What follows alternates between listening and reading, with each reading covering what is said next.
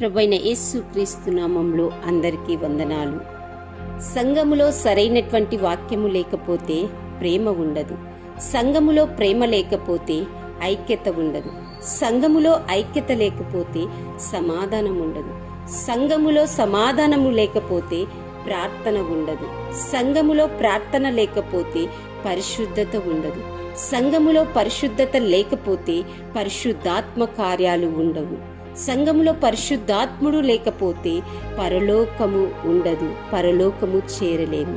కనుక అన్నిటికంటే ప్రాముఖ్యమైంది దేవుని యొక్క వాక్యం.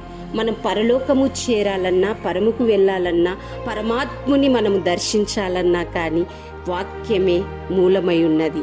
మనం సంఘముతో ఎత్తబడి పరలోక రాజ్యంలో చేరాలంటే ఆయన రెండవ రాకడలో మనం కూడా ఎత్తబడేటువంటి వధువుగా మనం ఉండాలంటే వాక్యాన్ని వింటూ సరిచేసుకుంటూ సరిదిద్దుకుంటూ ఆ వాక్యమే కృపాసత్య సంపూర్ణుడిగా మన మధ్య నివసిస్తూ వసిస్తున్నటువంటి ఆ దేవాతి దేవుని నమ్ముకొని అనుసరిస్తూ వాక్యానుసారంగా జీవిస్తే గొప్ప పరలోక రాజ్యంలో గొప్ప భాగ్యము మనకు లభిస్తుంది.